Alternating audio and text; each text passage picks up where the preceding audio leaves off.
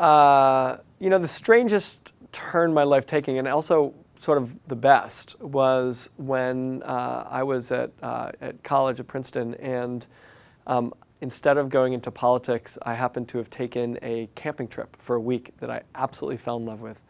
And we were in the outdoors, and it rained, and I was wearing all cotton, and it was like everything was miserable, except I had the most amazing time that I'd ever had with an amazing group of people, and I learned a tremendous amount. And that changed the trajectory of my life. I mean, after that, I instead of going into politics or finance, which is what I thought I would do after college, I ended up going into leadership in the outdoors, worked with Knowles, worked with Outward Bound, National Outdoor Leadership Schools, Knowles. And I met my wife on one of the trips, and my entire life changed because of one wet, miserable camping trip that was the most profound experience of my life. The thing about camping that made me so interested in leadership is that we were in the most, when you're camping, you're in the most simple of situations. It's a group of people, 10, 12, 15 people, and all you have to do is move from point A to point B with enough food and clothing on your back to keep you warm. And yet, every human emotion comes out. People are scared, people are connected, and you can't help but support each other, because if you don't move together as a group, you're going to get hurt, you're going to get lost. So it's the most simple of situations that bring out the most profound and elemental aspects of our nature and help us to see what works and what doesn't work. And I always, and my experience was the best in people always came out. People helped. The reason I survived that first camping trip was because even though I had all the wrong clothing, because I'd never camped before, other people lent me all of their clothing that would keep me warm. And it's touching, and it's special, and it's the kind of thing that I would love to see happen in everyday situations, but has to happen in those situations, otherwise you don't survive. That's what I loved about it. What is the most interesting thing about me that people probably don't already know?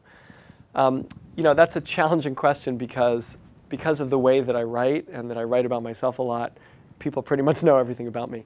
But I'll share something that maybe people don't know, is that I started my company about 13 years ago, and in the middle there wasn't really happy with the way I was running it, and I changed it pretty fundamentally to focus more on my writing and my speaking and my one-on-one work with CEOs and their leadership teams.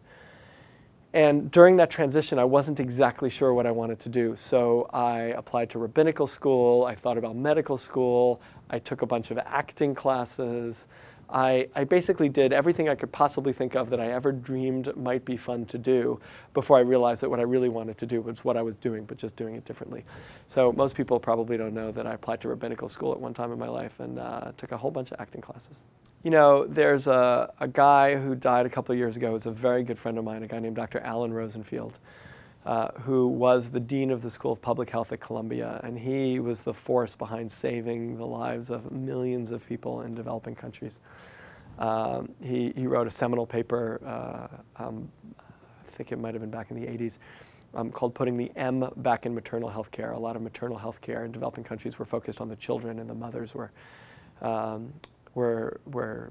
hurt and not cared for.